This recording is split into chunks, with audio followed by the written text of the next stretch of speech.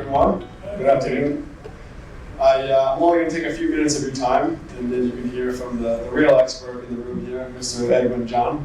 But I wanted to take a moment to address the room, say hello, introduce myself and our company.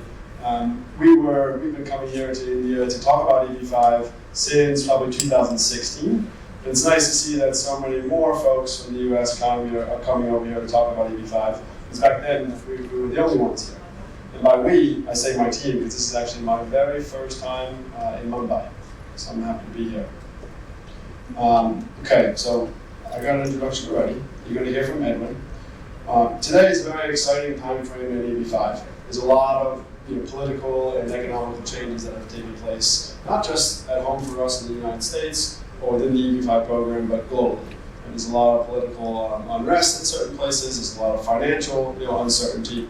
But for almost the first time ever in the EB-5 program, there is some certainty. We know what the EB-5 program looks like today.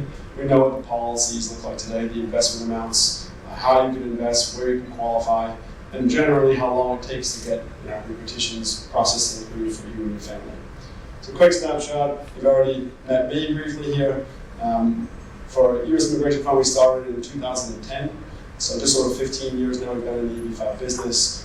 Helping nearly 6,000 investors and their families go through this exact same process, and working with partners and affiliates, overseas channel partners, to help educate you and your clients on what is EB-5, how does it work.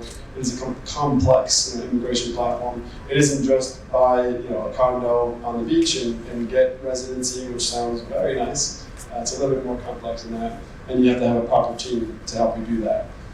Quick snapshot of the leadership group from US Immigration Fund, but more importantly what I wanted to point out is for US Immigration Fund since 2010, in the early days, we really focused on a couple of primary markets around the world where foreigners have an interest in coming to the United States. Fast forward to COVID and post-COVID, and after 2020-22, when the program changed in the United States, we got hyper local. So we have representatives, business development representatives, professionals that work directly for our company, with our company, to help people globally navigate the EB-5 program. And many of the people you'll see here on the screen today actually are all with me here, but we have representatives in 14 countries, speaking 11 languages. Obviously, as relative to here today, we have multiple team members who live and reside here in Mumbai, as well as New Delhi. So please, post this, take a moment to come by the booth and meet with the team and get to know them, and we can help you through your process. A little bit about the company I mentioned. We've been in the business over 15 years. Nearly 6,000 investors and their families that we've helped through the program. That's almost 18,000 individuals coming through the United States EB-5 program, just through our platforms alone. We're very happy to say we have a 100% success rate on all of our green card petition cases. And to date, we just paid back about $850 million of investment. Edwin's going to talk about the program and how it works. You invest for a period of time and you get a return of your investment. But again, we just celebrated about $850 million US repaid on behalf of our projects. Okay, some of the things that you're going to hear about today, both from Edwin as well as an esteemed panel following this presentation to talk about EB-5. But there are a lot that's going on right now. As we talked about the emerging alternatives, so there's a lot of policy debates in the United States. You may have heard about the $1 million question, or I should say the $5 million question. It Trump's $5 million gold card. I'll save some of that for the panel, but that's a very interesting one, and how it will or will not affect the EB-5 program. For the first time ever, I guess a really good thing is, never in the history of EB-5 have I ever seen a United States president talk about EB-5. It is actually such a small percentage of the overall immigration in the country on the grand scale of things, but this administration and this president talks about EB-5. Good and bad thing, I think, but I think we'll talk about that in the panel. Again, the visa retrogression. So I remember a time, and some of my colleagues probably do as well, when EB-5 investors would file a petition in the United States, and it could take 1 month to get approved. And the visa was just there waiting, and you could be living, working, residing in the United States. That time came and went. Pre-2022, we have investors that are waiting more than 10 years just to get a visa to be able to come to the United States. After 2022, and for everyone today, those things don't exist, so there isn't a visa retrogression, but it's said to be coming. Right? It is, again, what we know today, deal with the beast we know, not the one we don't. And for folks looking forward to move today, we're seeing a lot of demand. One, because it could cost $5 billion soon, and two, because the demand in the program has gone up so much that an actual retrogression in the visa category is possible. The U.S. visa surveillance, you may have read about, the U.S. Or foreign residents in the United States, whether they're on H-1B or F-1 student visas, having their visas revoked, and that uncertainty. You think about that program thinking, okay, I can be here for 4 years going to university, I'm on an F1, and then all of a sudden it gets revoked by the government for multiple different things. EB-5 really curbs that fear and gives certainty around being in the United States and being there permanently with the freedom to live, work, go to school, or not, right? Anywhere that you prefer to do so. And then the global tightening of the capital markets. So I don't have to tell you, everyone experiences that. We just came from Dubai this past week, and the same thing's happening there. It's happening in China, it's happening in Europe, India, and even in the US. So with the restraints on capital movement, expatriating movement out of the country, investing overseas, it's becoming more and more difficult and more challenging. And there are solutions, there are ways to manage through that process on an annual basis, and we do it. Right? We all do it to the tune of thousands of clients that come into the program. But now is really a great time to kind of take advantage of the appreciation in the US dollar and some of the uncertainties again globally. So to talk about the program, what it is, how it works, and some of the other nuances, I want to invite up my colleague, Edwin. And I look forward to chatting with Edwin and all of you for the rest of the conference over the next 2 days. Thank you.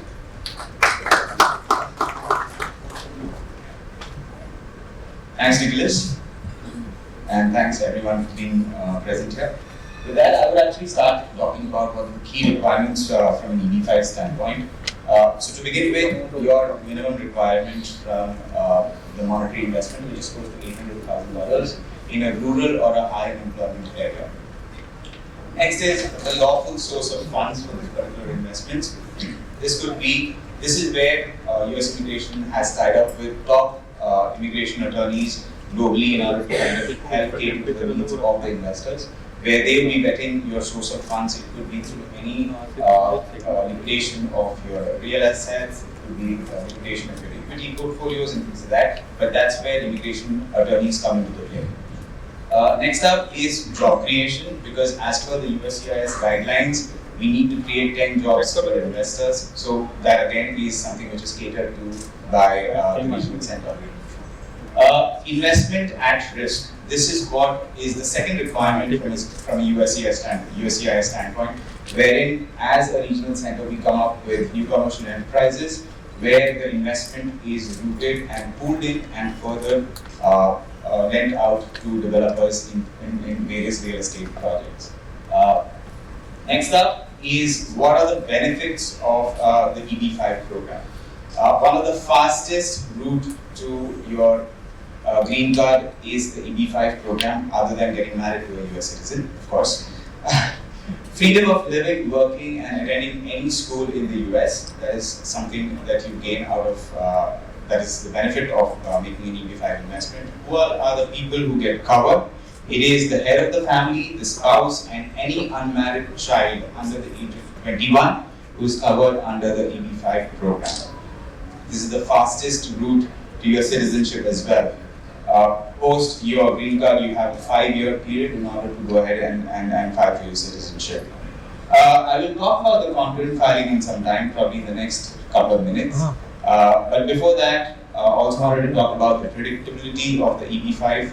As far as the two requirements are met, as we spoke about in the previous slide, we are good to go, and you have a clear pathway and a clear timeline set up in front of you as to when you will be attaining your green card. Concurrent filing.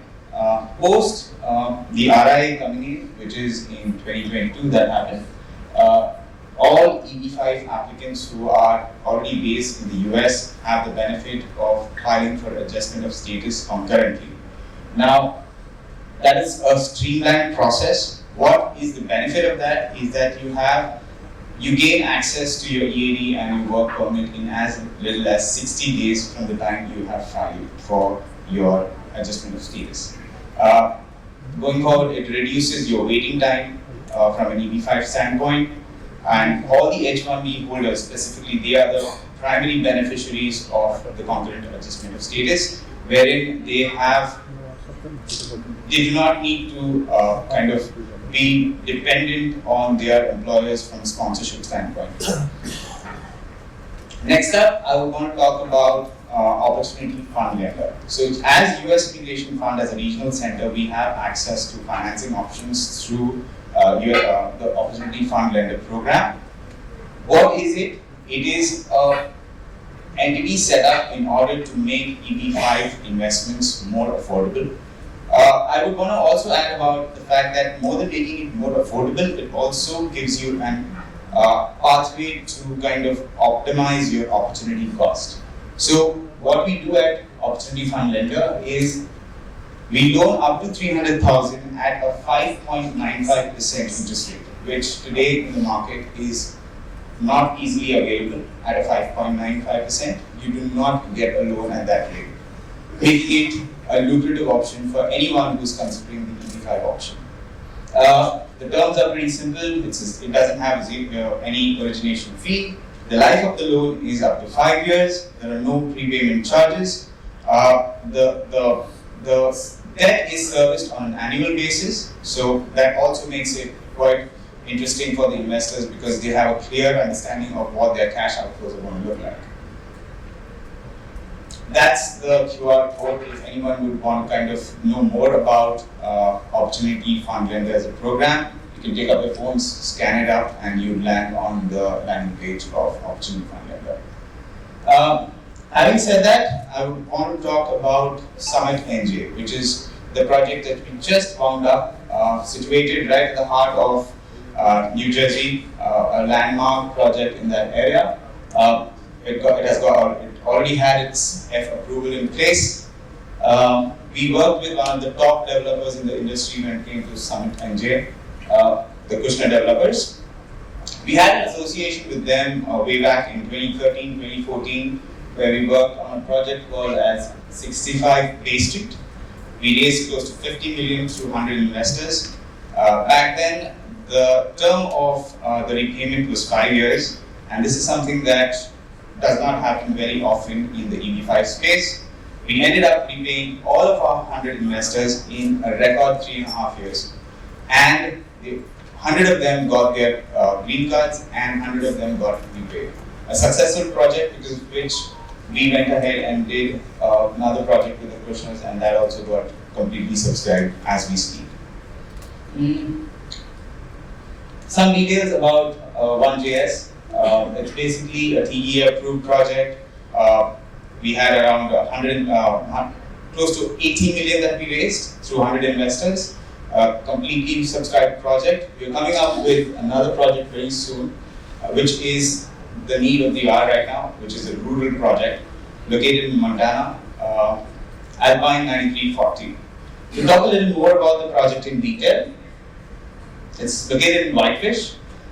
Basically, a tourist destination. Whitefish sees a lot of crowd coming in. It is a multi-use rental project with 210 plus units which are up, being built over there. It's in a place which has a lot of footfall through the winters. We have close to 3.2 million visitors coming in at Glacier National Park. Close to 1 million visitors coming in at Whitefish, Montana. The location of the project is very strategic, very close to the Glacier Park International Airport, just a 15-minute drive away. The next slide that I'm going to pull up is basically the graphic representation of how strategically the project is located. And this is important from any real estate standpoint because this is where you see appreciation, right? So that's something for you to take grip of.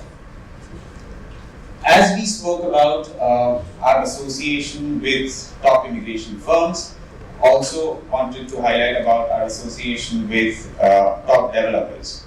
As we spoke about Conjs, we are associated with the Kushners, the Durst Company, the Witkoffs. This is another developer who we are working with very closely for the Montana project, the Kibo Group. They have been in the real estate business for over 3 decades, have been a marquee name in the Southern California region. Their specialty lies in building real estate of different asset classes, right from retail, to residential, to mixed-use projects. And that is one of the reasons why we were comfortable to kind of have an association with them and started off working on the rural project. Rural EB-5, why is that in demand today? Post 2022, when the RIA kicked in, there was a 20% set aside for rural, which kind of was put in place in order by the government in order to kind of incentivize development in the rural areas.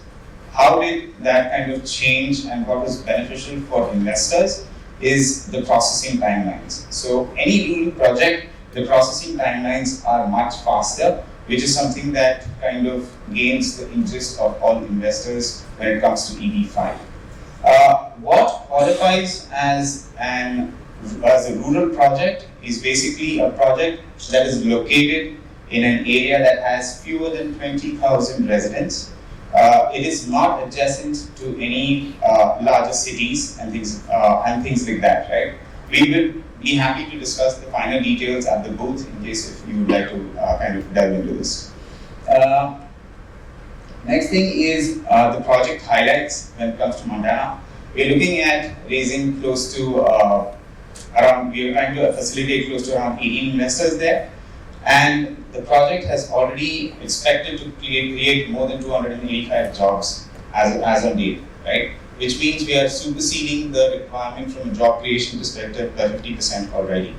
Priority processing, which means that your processing timelines from an EB-5 standpoint is much reduced, kind of expedites the whole process for you. Location-wise, as we spoke about, it's a real estate asset which is located very strategically, which means there will be enough and more demand for the rental utility there, because of which the real estate developer will have enough of cash flow to see, which means that as an investor, you will be able to get repaid much faster, de-risking your position in the project as an investor. It's a mixed-use development, basically a 210-unit family rental project, multi-use, has retail outlets as well in the project, 15,000 square feet of that.